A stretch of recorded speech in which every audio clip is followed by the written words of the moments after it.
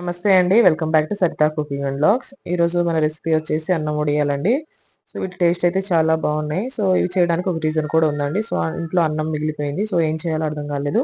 So, ఇలా ఏమైనా డిఫరెంట్‌గా ట్రై చేద్దాము. ఎలాగైనా దాన్ని రీయూజ్ చేయాలని అయితే చేశాను.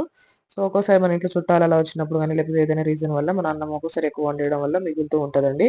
సో, దాన్ని పడేయకుండా అటు తినలేక, అటు పడేయలేక మనం ఇబ్బంది పడుతూ ఉంటాము. సో, అలాంటి టైంలో అయితే ఇలా రీయూజ్ చేసుకోండి.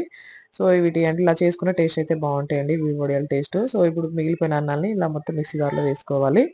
సో, ఈ విధంగా వేసుకున్న తర్వాత మనం అంటే ఎప్పుడైతే మిగులుతదో అదే టైంలో చేసుకోండి. నెక్స్ట్ డేకి అలా చేసుకుంటే వడియాలు అంత బావుండవు. సో, ఒకవేళ నైట్ మీరు అంటే తిన్న తర్వాత మిగిలితే మాత్రం ఇలా మిక్సీ జార్‌లో వేసుకొని అందులో కొంచెం వాటర్ పోసుకొని ఇలా మెత్తగా అంటే మిక్సీ చేసుకోవాలండి. సో, చూడండి కన్సిస్టెన్సీ అనేది ఈ విధంగా ఉండాలి. సో, ఇలా ఉంటేనే మనకు వడియాలు కరెక్ట్‌గా వస్తాయి. సో, తర్వాత ఇందులో దానికి తగ్గట్టు సాల్ట్ అలానే కొద్దిగా జీలకర్ర కొంచెం పసుపు, అలానే నేను ఇక్కడ కొంచెం మిరియాల పౌడర్ కూడా వేశానండి. సో, ఇలా ఒక్కొక్కటి అన్నీ వేసుకొనైతే కలుపుకోవాలి. సో, ఇదంతా కలుపుకున్న తర్వాత ఇప్పుడు ఒక ప్లేట్‌కైతే ఆయిల్ మొత్తం అప్లై చేసి పక్కన పెట్టుకోవాలండి. సో, ఈ విధంగా రెడీ చేసి పక్కన పెట్టుకోవాలి. ఇప్పుడు ఇలా చిన్న చిన్న బాల్స్ లాగా అయితే మనం పెట్టుకోవాలండి. సో, అంతా కంప్లీట్‌గా ఈ విధంగా పెట్టుకోవాలి.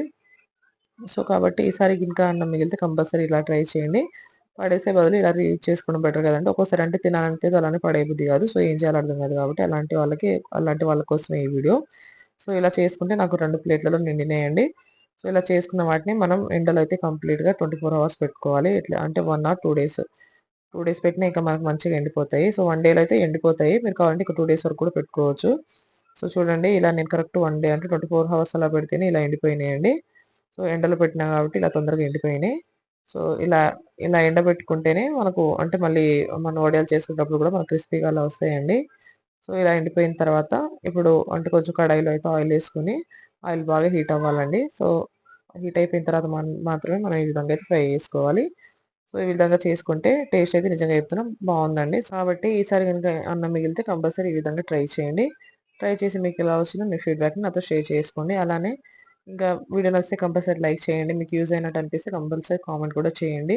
మీ ఫ్రెండ్స్‌కి, రిలేటివ్స్‌కి అందరికి షేర్ చేయండి. ఇంకా మరిన్ని మంచి మంచి రెసిపీస్, వడియాలు వాటి కోసమైతే నా ఛానెల్‌ని సబ్స్క్రైబ్ చేసుకోండి.